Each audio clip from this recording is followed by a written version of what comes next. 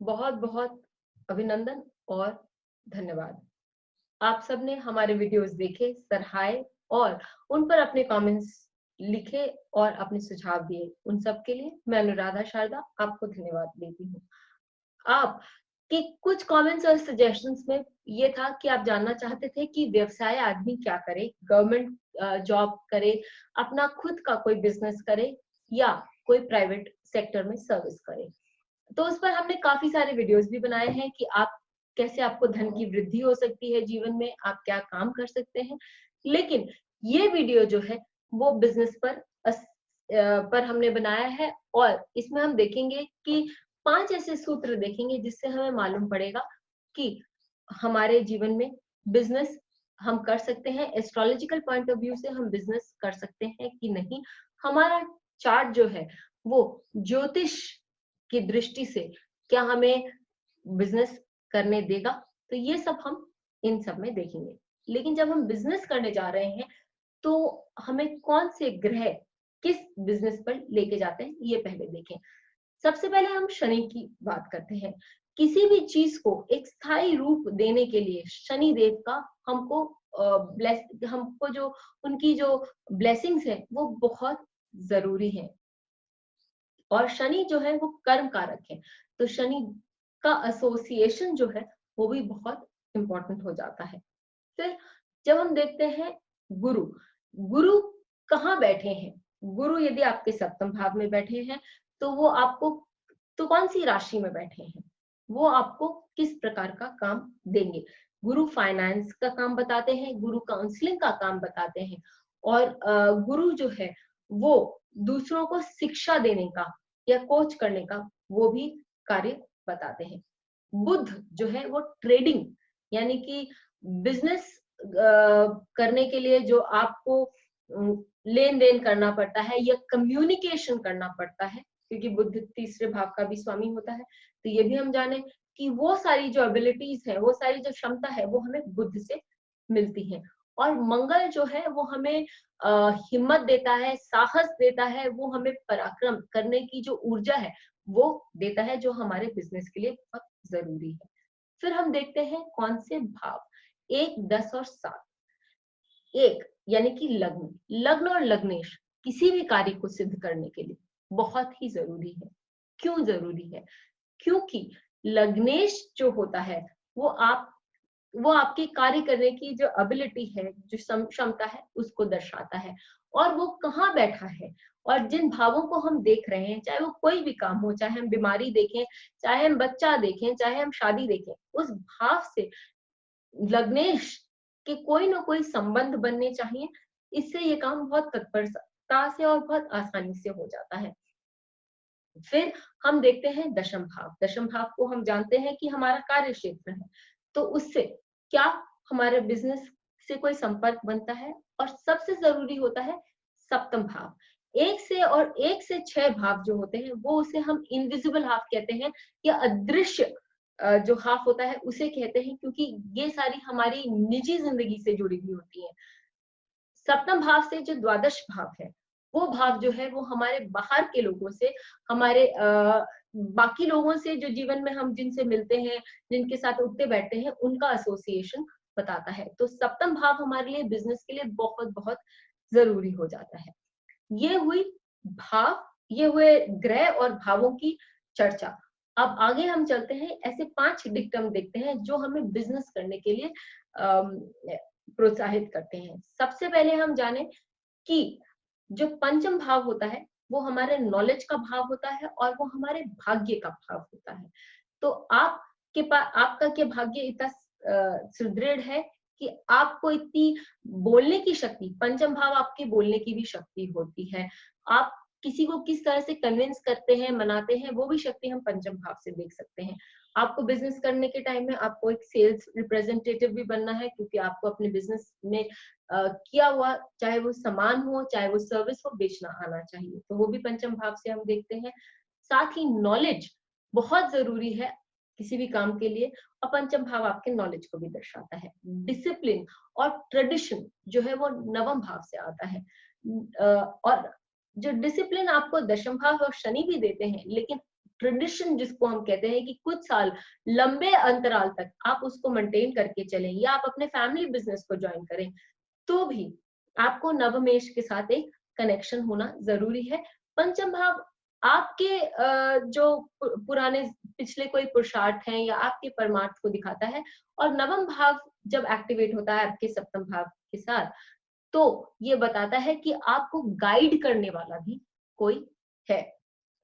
तो हम देखते हैं कि इनके साथ जब सप्तम भाव का या सप्तमेश का PAC यानी पोजिशन एक साथ, ये जब ये नवम भाव के स्वामी या नवमेश या पंचमेश पंचम भाव में होते हैं, या पंचमेश को दृष्ट या पंचम भाव को दृष्ट कर रहे होते हैं, या अपनी कोई युति बनाते हैं, तो इन इंस्टेंसेस में, इन हालातों में मनुष्य बिजनेस के लिए जाता है। फिर हम देखते हैं सूर्य को। सूर्य को हम जानते हैं कि ये गवर्नमेंट है, साथ ही हम ये भी जानते हैं कि सूर्य अथॉरिटेटिव है, वो किसी और के ऑर्डर्स नहीं लेता, सूर्य खुद के ऑर्डर्स देता है। यदि लग्न के साथ किसी का सूर्य जुड़ जाए तो ऐसे व्यक्ति दूसरों की बातें पर अमल करना, दूसरों की बातों पर अमल करने से ज्यादा अपनी स्वयं की चलानी पसंद करते हैं। तो ये दूसरों से ऑर्डर नहीं ले पाते, जिसके कारण ये अपना स्वयं का बिजनेस करना पसंद करते हैं। जब शनि लग्न में हो, चाहे वो कृतिका में ही हो और लग्न में हो, डेबिलिटेटेड हो, लेकिन ऐसे व्यक्ति अपना कर्म अपने आप अपना काम करना चाहेंगे। ये ना भूलें कि ऐसे शनि सप्तम भाव को भी देखते हैं और दशम भाव को भी। तो ये अपने अथॉरिटी के कारण, क्योंकि ये सूर्य के नक्षत्र में है, अपने अथॉरिटी के कारण काम अपने बेसिस पर ही करेंगे।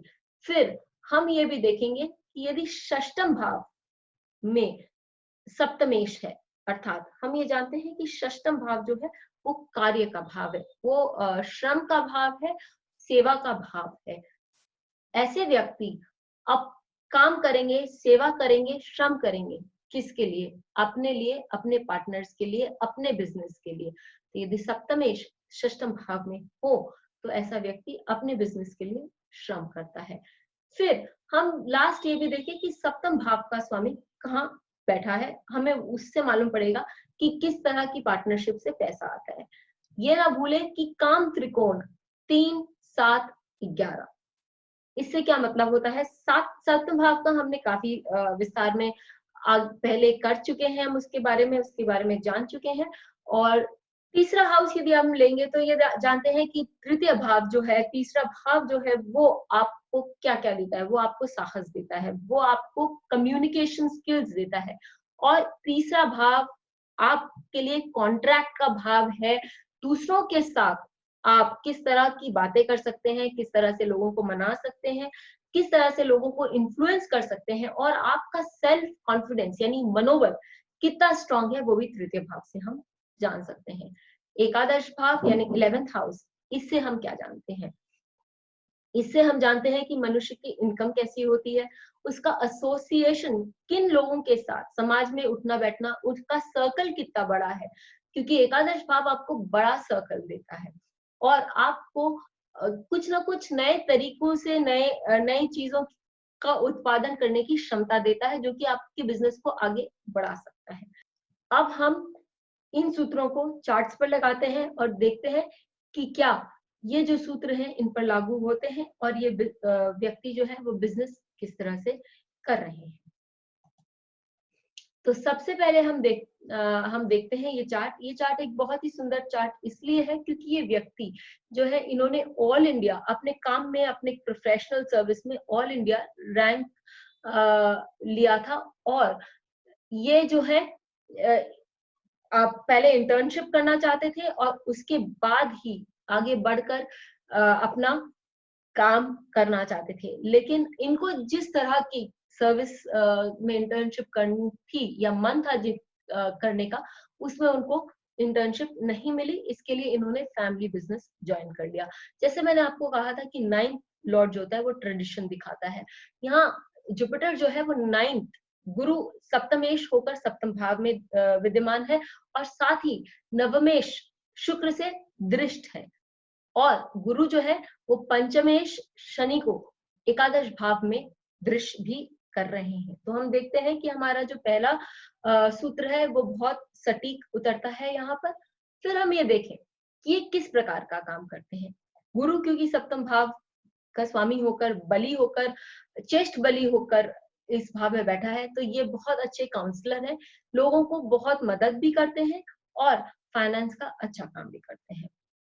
साथ ही लोगों को पढ़ाना, लोगों को आगे बढ़ना, प्रोत्साहित करना, ये इनकी नेचर में भी है। फिर हम देखते हैं कि काम त्रिकोण इनके जो चार्ट में है वो बहुत स्ट्रॉन्ग है। सप्तम भाव का स्वामी सप्तम भाव में, एकादश भाव में पंचम भाव का और षष्टम भाव का स्वामी, अर्थात ये बहुत अच्छा काम भी करते हैं और निरंतर काम कर सकते हैं। फिर हम ये देखते हैं कि तृतीय भाव में तृतीय भाव में सूर्य विद्यमान है।